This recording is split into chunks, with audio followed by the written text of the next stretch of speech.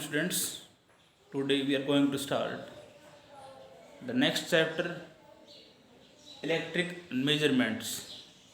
Electric measurements, current को आपको यदि मेजरमेंट करना है उसके लिए कुछ हम इसके अंदर रूल्स दिए हुए हैं, कुछ एक्सपेरिमेंट्स हम इसके अंदर करेंगे.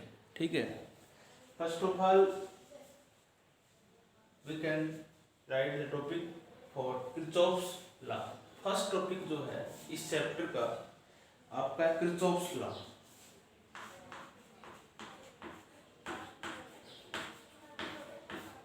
किर्चॉफ्स लॉ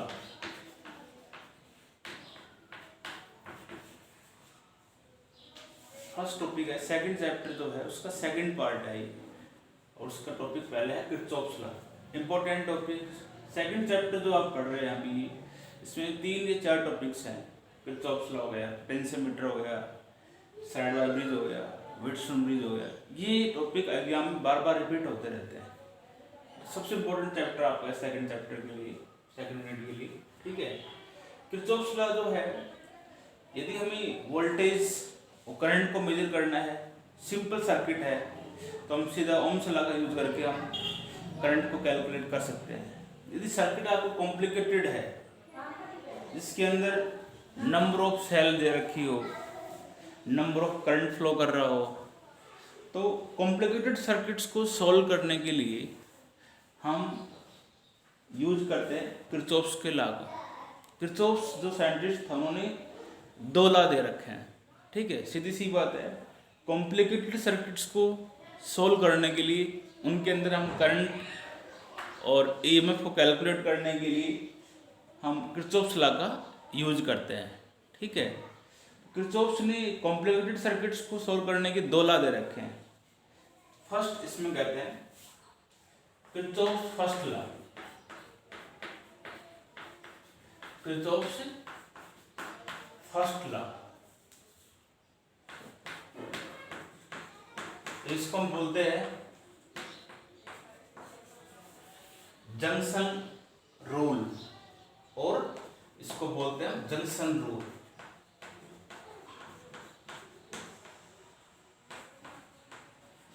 जंक्शन रूल बोल देते हैं, ये इसको बोलते हैं जंक्शन लॉ. क्या बोलते हैं इसको हम? जंक्शन लॉ भी कहते हैं, जंक्शन थ्योरम भी हम कहते हैं इसको. किर्चॉफ्स का फर्स्ट लॉ, किर्चॉफ्स ने फर्स्ट लॉ के अंदर बताया total current flowing, total current flowing in a conductor. जो भी कंडक्टर में मानोरल कंडक्टर्स मान लो आपको दे रखे हैं, उन सभी का टोटल करंट जो फ्लो कर रहा है उसका सम हमेशा क्या रहेगा? 0 रहेगा. The algebraic sum of current, the algebraic sum of current meeting at a point और a junction is equal to 0. जो भी करंट आपका फ्लो कर रहा है, जंक्शन की तरफ फ्लो कर रहा है, जंक्शन के बाहर जा रहा है, उस जंक्शन पॉइंट के ऊपर सभी करंट्स का सम हमेशा क्या रहेगा? 0 होगा. तो फर्स्ट लॉ की स्टेटमेंट यही है, the algebraic sum of ALGEBRIC. Algebraic क्या दो? टोटल इसको आप कह सकते हो. The algebraic sum of current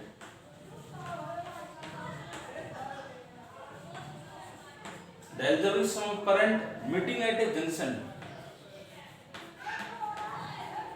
meeting at a point, meeting at a point or junction,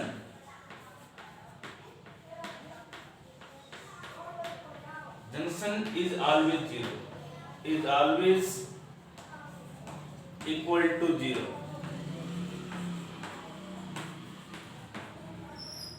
that is simply इसको हम कह सकते हैं summation of I is equal to 0. Summation of I is equal to 0. ठीक है. The algebraic sum of current meeting at a point और a junction is always equal to 0. जैसे so that ये अलग अलग कंडक्टर्स आपको दे रखे हैं. ये हमने ये पॉइंट जो होगा ओ पॉइंट जो लिया हुआ है ये आपका जंक्शन पॉइंट होता है, तो जिस पे सभी करंट मिल रहे हो उससे बाहर जा रहे हो, ये जंक्शन पॉइंट आपका होगा। इसमें मैंने अलग अलग करंट दिखा रखा है, मान लो इसमें I1, इस कंडक्टर में करंट I1 दिखा रखा है, इसमें I2 दिखा रखा है, इसमें I3 दिखा रखा है, इसमें I4 दिखा रखा है। तो मतलब जो भी करंट इन कंडक्टर्स में फ्लो कर रहा है इन सभी का सम वो हमेशा क्या आएगा आपका, जीरो आएगा। क्या आएगा, जीरो आएगा। एक और साइन कन्वेंशन भी इसका है कि वो करंट आपका पॉजिटिव और नेगेटिव कब होगा। तो यदि करंट जंक्शन की तरफ फ्लो कर रहा है, साइन कन्वेंशन भी इसका यही है, यदि करंट जंक्शन की तरफ फ्लो करेगा, मैं लिख देता हूं यहाँ पे साइन कन्वेंशन, साइन कन्वेंशन मतलब जो करंट आपका जो फ्लो कर रहा है उन सभी का सम जीरो आएगा। ठीक बात है। यदि वो करंट नेगेटिव पॉजिटिव कब होगा, साइन कन्वेंशन यही है, if current flowing towards the junction, current flowing towards the junction is positive and current flowing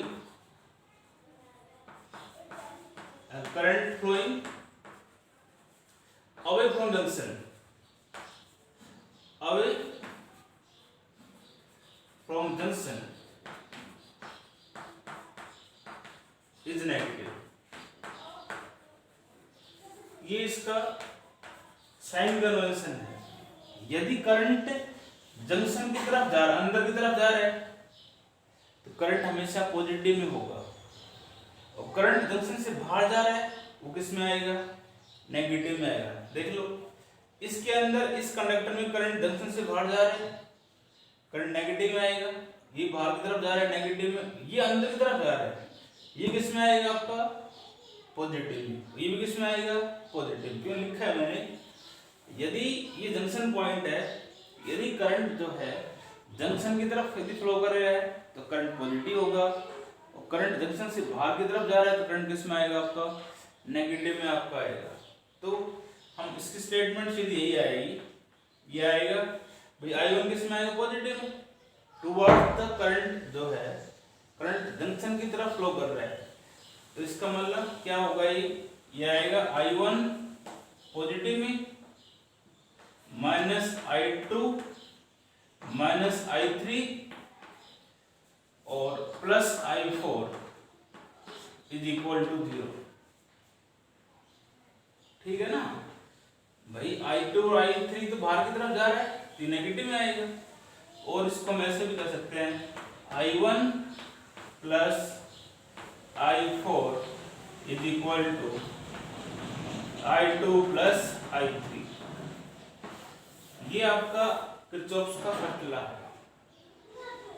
ठीक है, एक बात और बता देता हूं मैं, किरचॉफ्स का फर्स्ट लॉ जो है ना is based on the conservation of charge, charge means conserved, total charge current ये जितना होगा इतना ये होगा, वही बात है। Based on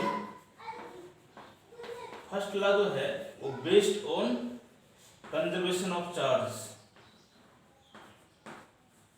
conservation of charge के ऊपर बेस्ड होता है।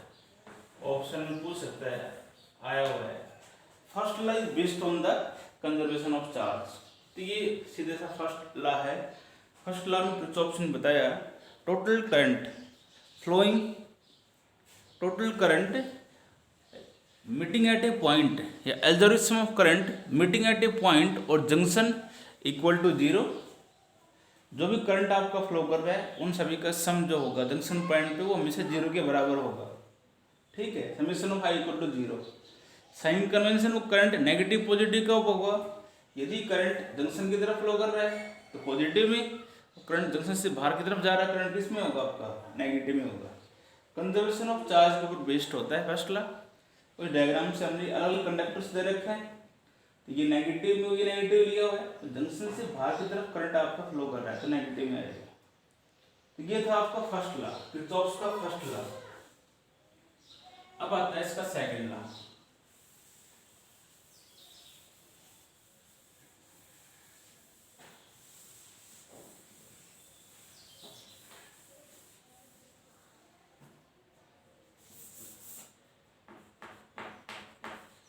Kirchhoff's second law.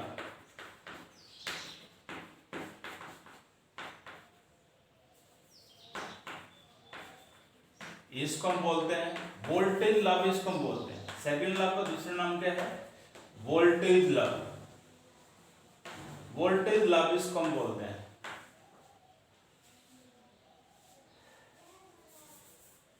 Kirchhoff second law है, इसको बोलते हैं वोल्टेज लॉ। सीधी सी बात है, किरचॉफ का सेकंड लॉ की स्टेटमेंट यही है, समेशन का साइन है सिग्मा कह सकते हो आप।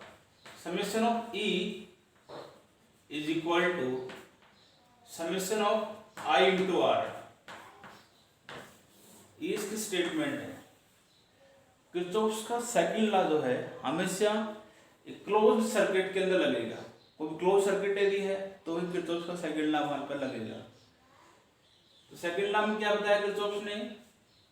In any closed circuit, the algebraic sum of EMF is equal to the algebraic sum of product of current and resistance. तो ओम्स ला है, E is equal to IR या V is equal to IR, Ohm's law तो है लगभग। तो second law में यही बताया, मैं लिख देता हूँ स्टेटमेंट इसकी। In a closed circuit, in an closed circuit, the algebraic sum of EMF, the algebraic sum of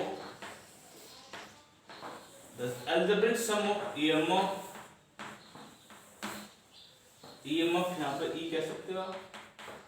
algebraic sum of EMF is equal to the ये तो लिखा हुआ है, is equal to the algebraic sum of,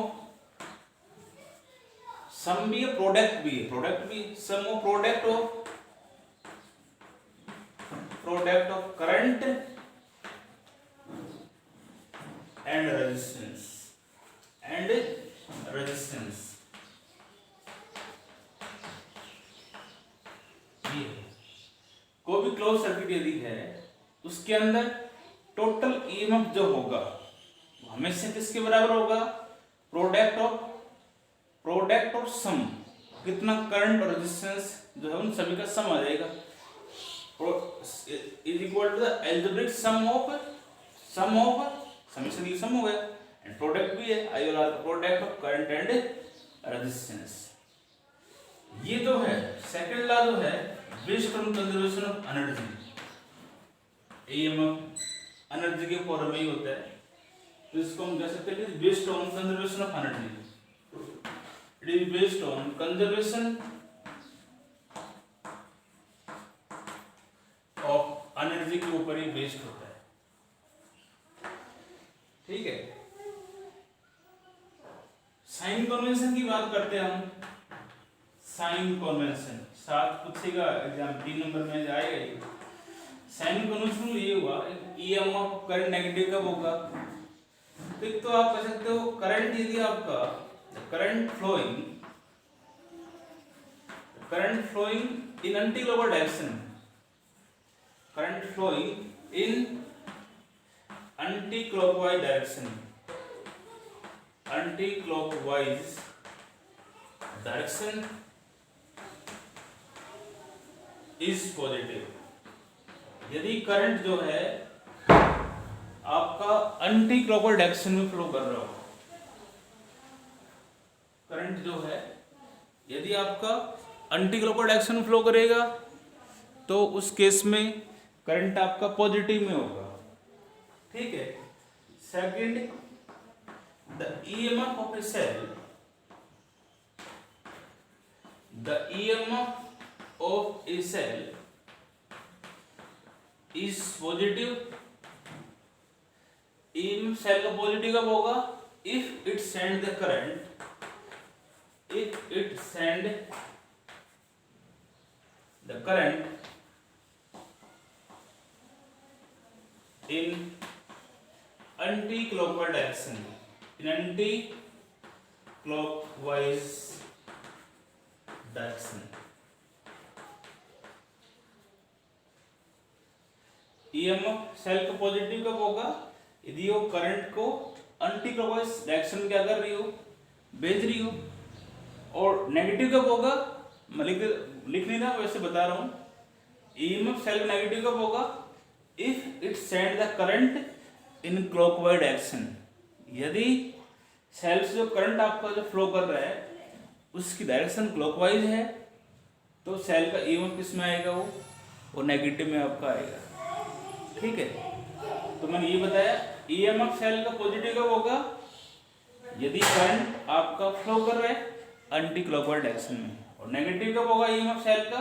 यदि current जो है flow कर रहा हो इन क्लॉकवाइज डायरेक्शन। ठीक है, एक डायग्राम से भी इसको मैं एक्सप्लेन कर रहा हूँ। जैसे सपोज दैट सेकंड लॉ का ही बता रहा हूँ मैं, सेकंड लॉ का यूज करूंगा इसके अंदर। कोई भी एक क्लोज सर्किट में दिखा रहा हूं,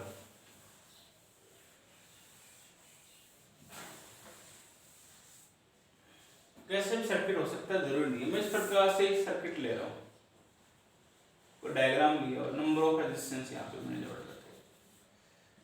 ठीक, एक सेल ले लिया। ठीक है, ये ले लो, चाहिए आपकी बुक में दिया वो कर देता हूँ डायग्राम में आपको, उस डायग्राम से इसको बताऊंगा आपको। तो एक डायग्राम में ये ले लेता हूँ आपको। इस डायग्राम से एक सेल दे रखी है आपको, एक रेजिस्टेंस आपका ये दे रखा है, यहाँ पे एक रेजिस्टेंस आपको ये दे रखा है। ठीक है, इसी प्रकार नीचे वाले पार्ट एक और दिया हुआ है, एक सेल यहाँ दे रखी है, इसका EMF E1 लिया हुआ है, इसका EMF लिया हुआ हमने E2 लिया हुआ है। ठीक है, और यहाँ एक रेजिस्टेंस भी इसको दिया हुआ है। ठीक है, ये आप इस प्रकार से इसमें लिया हुआ है। करंट की बात करते हैं, इसमें I1 करंट मान लिया हमने, इधर आपका I1 करंट फ्लो कर रहा है, यहाँ पे आपका I2 करंट फ्लो कर रहा है। ठीक है, और इसमें मैंने मान लिया इधर इसमें I3 करंट फ्लो कर रहा है। रेजिस्टेंस का नाम मैंने R1 R2 R3 डाल दिया, इसको R1 डाल दिया, इसको R2, और इस रेजिस्टेंस का नाम डाल दिया मैंने R3 डाल दिया। ठीक है, इधर इसमें करंट आपका I1 दिखा रखा है, इधर इसमें करंट आपको दिखा रखा है I2। ठीक है, इसमें करंट क्या दिखा रहा है? I2, और ये करंट ऐसे आपका फ्लो कर रहा है इसके अंदर। ये तो I3 हो गया, इसका पॉइंट दिखा दो, A B C D E F। ये एक क्लोज सर्किट आपका मैंने लिया हुआ है। ठीक है, एक क्लोज सर्किट मैंने आपका लिया हुआ है। तो इसके अंदर कोई भी किरचॉफ का सेकंड लॉ का यूज करके दिखा रहा हूं, कैसे यूज करते हैं। तो एक बार आप क्या करो, क्लोज सर्किट आपको कौन सा दिखाई दे रहा है? एक तो ये ले लो, चाहिए आप A B C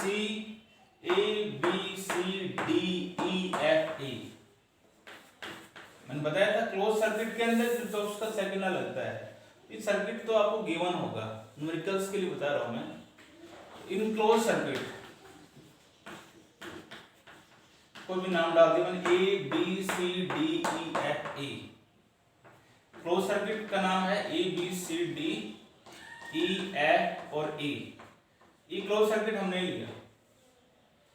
इसके अंदर सेकंड लॉ कैसे यूज करते हैं? तो इस क्लोज सर्किट के अंदर आपको सीधी सी बात है, दो सेल दे रखी है, एक का EMF आपका E1 और एक का EMF क्या है? E2। तो नेट EMF बराबर आएगा। तो नेट EMF क्या होगा? एक बात ध्यान रखोगे, भाई ये आपको एक सेल दे रखी है, इसका ईएमएफ E1 है और इसका ईएमएफ E2 है। पीछे मैंने बताया था पॉजिटिव नेगेटिव, नेट ईएमएफ इस केस में क्या आएगा आपका E1 प्लस E2 आएगा ना, और सेल्स का कॉम्बिनेशन पॉजिटिव नेगेटिव और फिर पॉजिटिव आए, तो नेट ईएमएफ इस केस में क्या आएगा E1 माइनस E2 आएगा ना। तो वही चीज मैं यूज कर रहा हूँ, अदरवाइज अब आप देखो ये आपका पॉजिटिव है टर्मिनल और यहाँ पे पॉजिटिव से जुड़ा हुआ है, तो सेल्स हमेशा से जुड़ती पॉजिटिव नेगेटिव, ये तो होता है पॉजिटिव नेगेटिव फिर पॉजिटिव और नेगेटिव, फिर नेट ईएमएफ क्या आएगा E1 प्लस E2, पॉजिटिव से पॉजिटिव जुड़ा हुआ है, इसका मतलब नेट ईएमएफ क्या आएगा आपका, वो आएगा E1 माइनस E2,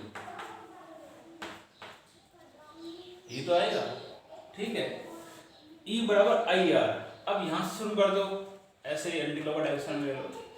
अब इसके अंदर आपका इधर ऐसे मूव कर रहे हो आप, इस सेल का करंट इसमें कितना फ्लो कर रहा है I2, और इसका रेजिस्टेंस कितना है R2, इस रेजिस्टेंस में करंट I2 फ्लो कर रहा है, तो इसको आप लिखोगे, देखो हम ऐसे मूव कर रहे हैं, ऐसे एंटी क्लॉकवाइज डायरेक्शन में ऐसे जा रहे हैं, ऐसे, ये डायरेक्शन कैसे होगी आपकी अपोजिट, जैसे हम करंट की डायरेक्शन अलग मूव कर रहे हैं और डायरेक्शन की अपोजिट आ जाए तो साइन हमेशा नेगेटिव का आएगा।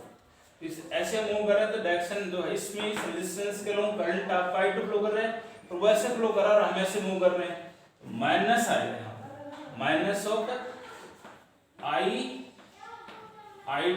R2, और फिर हम ऐसे जा रहे हैं इसके अंदर, ये डायरेक्शन ऑफ करंट सेम आ गई आपकी, इस रेजिस्टेंस के अलग करंट कितना फ्लो कर रहा है, डायरेक्शन यदि आपकी ऐसे होती मान लो तो नेगेटिव में आता, हम ऐसे मूव कर रहे थे, डायरेक्शन ऑफ करंट भी उसी के अलॉन्ग दे रखी है, इसलिए ये प्लस में आएगा, प्लस I1 R1, ये मैंने लगा दिया।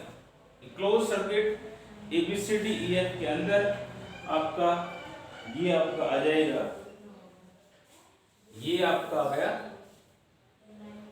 किरचॉफ का सेकंड लॉ मैंने यूज किया है, ठीक। इसी और भी कर सकते हो, मान लो क्लोज सर्किट नीचे और ले लो आप, ये ऊपर वाला ले लो, ऊपर वाला ले लेता हूँ, ऐसे ही सिमिलरली इन क्लोज सर्किट के लिए आप बात कर रहे कौन सा ABCFE,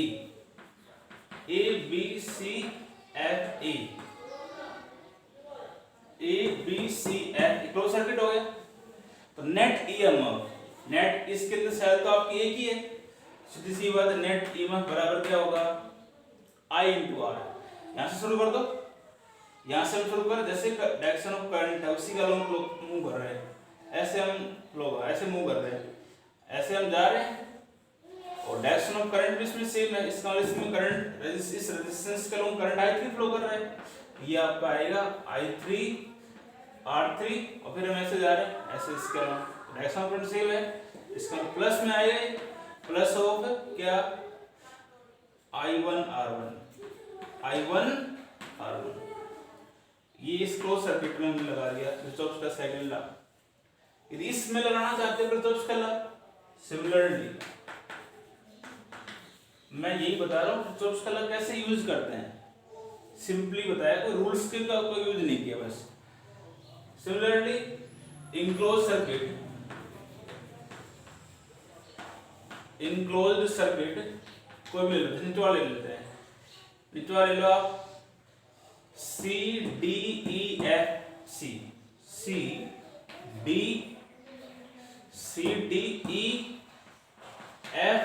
और C, ई क्लोज सर्किट लिया, इस क्लोज सर्किट के अंदर नेट ईएमएफ एक ही सेल है, तो नेट ईएमएफ क्या होगा इस केस में E2, तो E2 बराबर है, मैं यहाँ से जैसे बैटरी के पॉजिटिव से स्टार्ट करता हूँ इससे, अब यहाँ से आप ऐसे डायरेक्शन ऑफ करंट ऐसे मूव कर रहे हो, इस रेजिस्टेंस जैसे हम ऐसे मूव कर रहे थे भाई, हम ऐसे तो मूव कर रहे हैं, तो डायरेक्शन ऑफ करंट सेम, इसका मतलब इस रेजिस्टेंस में करंट I3 है, क्या आएगा ये आएगा I3 R3, फिर हम ऐसे जा रहे हैं, फिर ऐसे आ गए, S1 फ्रेंडशिप है प्लस I2R2 ये किरचॉफ का सेकंड लॉ लगा दिया मैंने इस क्लोज सर्किट के अंदर, इसमें और बाहर वाले में, तीनों के लॉ लगाया है मैंने। ठीक है, तीनों के लॉ मैंने लगाया है, ये आपका आ जाएगा। ये मैंने ये बताया किरचॉफ का सेकंड लॉ को भी एक क्लोज सर्किट जो है उसमें हम कैसे यूज करते हैं। ठीक है, अभी इसके न्यूमेरिकल्स करेंगे हम कल, तो पहले इसके टॉपिक्स करेंगे उसके बाद न्यूमेरिकल करेंगे, तो इसको अभी यहाँ तक पढ़ना आपको। इन किरचॉफ का लॉ आपका मैंने करवाया अभी, बहुत इंपॉर्टेंट है एग्जाम के अकॉर्डिंग भी, और आगे यदि आप इंट्रेंस एग्जाम की तैयारी करते हो उसमें से क्वेश्चन डेफिनेट आते हैं। ठीक है, थैंक्स।